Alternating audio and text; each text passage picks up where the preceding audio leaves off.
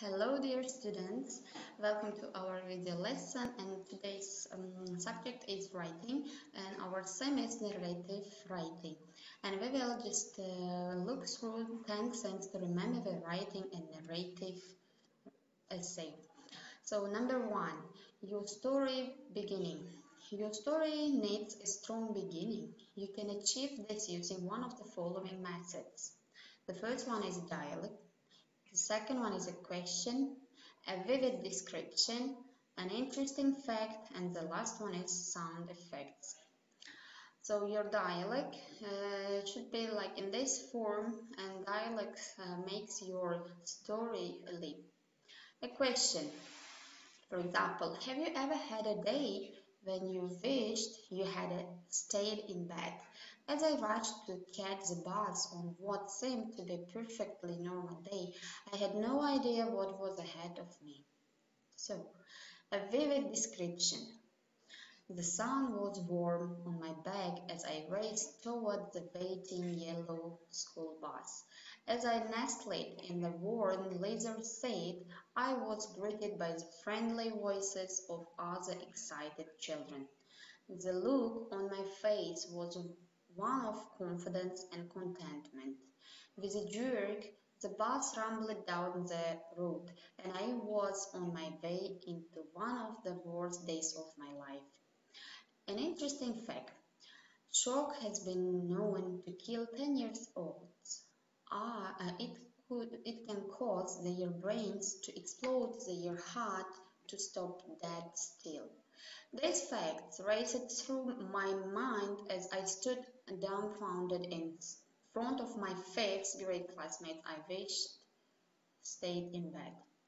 Sound effects. In your story, just try to use sound effects and imitating some sounds. The sound of my alarm clock droned in my ears as I struggled to come awake. With a start, I sat straight up in my bed.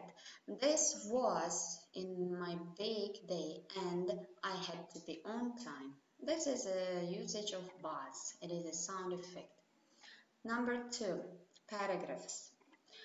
Be sure your story has paragraphs. They tell when you are switching time, place, topic, or speaker, and they help break the page up so it is not just a solid block of writing. So, how do I know when to start a new paragraph? There are a few standard times to make a new paragraph. When you start on a new topic, when you skip to a new time, when you skip to a new place, when a new person begins to speak, when you want to produce a dramatic effect. Number three, capitalization and punctuation. We know how to capitalize and when to capitalize a sentence or phrases. So mostly proper names and punctuate and marks like question mark, period, exclamation marks, commas when joining two sentences with a conjunction, addressing a person with quotation, and etc. Number four, use rich words. Remember words such as said, went, and put are dead. Use words that describe the action.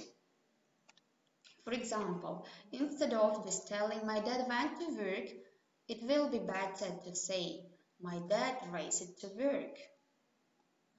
Instead, just using the phrase said, for example, Jane said she had a secret, you can use Jane whispered to Peter. So, number five, wow words. Show your reader that you have a high quality, first class, superior, excellent, exceptional, outstanding, brilliant, extraordinary, incomparable vocabulary by using fifth grade vocabulary words or the grade that you just want to describe that the reader is proper. For example, instead of just using the word good, you can say acceptable, admirable, commendable, praiseworthy, virtuous, accomplished, skilled. Instead of just using bad, you can tell defective, erroneous, inadequate, substandard, corrupt, vile, distressing, severe, offensive, immoral. Uh, we can mostly just, in order to avoid using the phrase in a repeated version, just instead of saying thing, you can say material object, article, concept, entity, apparatus, device, detail, statement, items. It depends on your same choice. Big, considerable, colossal, and etc. Small, diminutive, immature, minute, slight, negligible, pretty, trivial. So important, far-reaching, grave, and so on. Happy, content, joyous, jubilant, thrilling, and so on. Wow words. Here you can see some version of wow words. Tasty, sparkly. That by using this word, you can just give your depiction in rich form. Number 6. Show, don't tell. The show don't tell method of writing is when the writer is able to create a picture in the reader's mind to get away from the repetition of such empty words like went, big, and said. Susan exercised. You can tell Susan from Susan's forehead as she continued to do 100 sit-ups. Number 7. Conversation.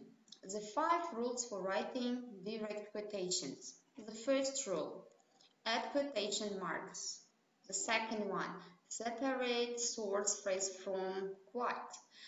Capitalize the first word of the direct quotation. Rule 4, add and marks. Rule 5, add needed capitalization and punctuation. Conversation. Remember, you must make a new paragraph every time a different person speaks. Number 8. Sentences. Vary your sentences. Are some of your sentences long and others short? Do you start the beginnings differently? Do some sentences start with a part of speech other than a noun or pronoun? Number 9. Figurative language. Use a little figurative language to add interest to your story. Simile, metaphor, alliteration, onomatopoeia. Simile. So comparison between two unlike things that have something in common using like or as. For example, it has been a hard day tonight and I've been working like a dog. My heart is like an opening highway, like 2 peas in a pot, like Christmas in summer, as hungry as a bear, as nutty as a fruitcake, as quick as lightning. Metaphor. Metaphor, it is comparison between two unlike things that have something in common without using like or as. For example, Patty was a raging tiger when she lost her lunch money. Here, a raging tiger is a metaphor. During the night, the forest was a dark, frightening battlefield. Alliteration. It is a repetition of a usually initial consonant sounds in 2 or more neighboring words or syllables. For example, down in the dumps, do or die, write as a read, sink or swim, pay the price, back to the basics, green as grass, live the life. Onomatopoeia, the imitation of natural sounds in word form.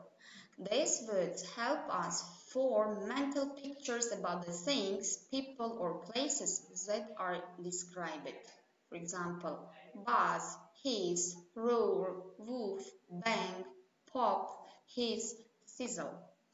Number 10, plot structure. Here you have some internet source that can look through that plot structure. A plot including setting and characters, a climax and ending.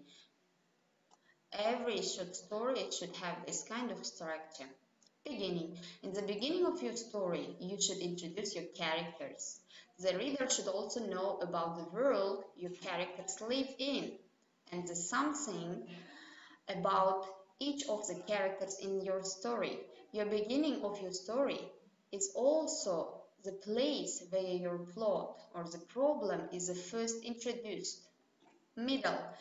Your middle of your story needs to build to something exciting, the climax. Write about a simple conflict, a task that must be completed, a question that must be answered, or a barrier that must be overcome. For example, climax in this photo you can see. Middle.